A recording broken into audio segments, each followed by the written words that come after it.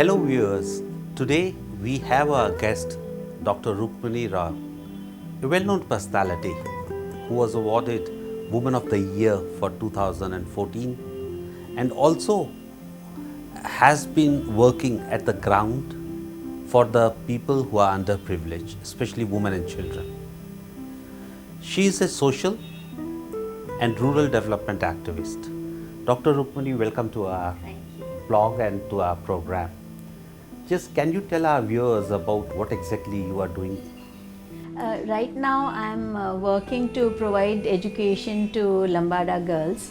I work in Nalgonda district, and essentially there's a very serious problem of declining sex ratio. They don't want daughters, everybody wants a son, and so people are going in for female infanticide. They are going for sex selection, as soon as they know it's a girl, they don't want the child. As soon as they're born, they're killed through neglect, they're killed through dowry death. So you find poor health facilities and infrastructure. So it's a very, very serious problem. And what are the challenges you are facing in the society, which is literally, I'm sure they must be opposing your move at many When we first started the work, it was very difficult because development is supposed to be a participatory process. But in this case, everyone was saying we don't want you here. But more important, I think, over a period of many years, people have changed. The women have become very strong. They want to protect their daughters. And today I can say the men are also changing. So many men, for example, last month we have set up child protection committees in the villages. So one of the male leaders called up, said, "Mera naam mat batana, don't tell my name in the community." But that he informed us that a potential sale was taking place. So now the community and we are working together. So that means people are coming forward. But what are the suggestions you would like to give to the masses so that your work is expedited? As far as the community is concerned, I believe that all of us must work with men. I think it's very important that we work with men and help to change their views about themselves as well as about women and about society. Secondly, women's leadership must be recognized. We are always saying unpad hai, problem hai, etc. But these are the women who are feeding us. So I feel women's leadership potential must be recognized and we must work with them. As far as government is concerned, I think the government must put not only just money, not just a budget line, but they have to work to ensure that actually the budget reaches the women and it reaches them for the right purpose.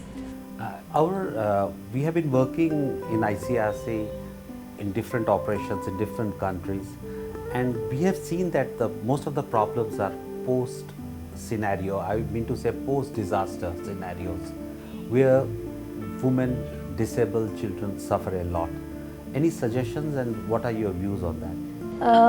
Not only my views but my experience, which has come from work in Bihar as well as Orissa and Tamil Nadu, tsunami, regular floods in both these other states. There are 3-4 things. One is the work has to start much before the event of disaster or whatever the crisis is. So I believe that preparedness is very important, and that preparedness must include women, because if women are not included in the planning process, they get left out of whatever is going on. Information is not there, resources are not given to them. What are the suggestions you would like to give to our viewers through our blog? I would like to say that everyone has a role to play to prevent disasters from becoming calamities. There may be an event, but then to do that we must plan much ahead. One, women must be recognized as leaders and must be developed as leaders. It's not enough just to say they are leaders. We must help them to become leaders.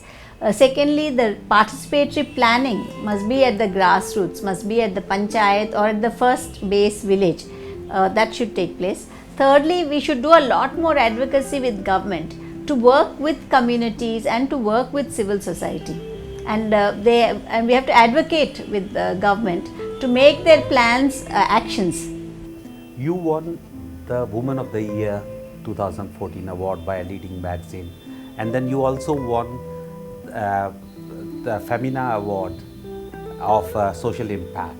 of 2015. What are your reactions? The people are acknowledging your work.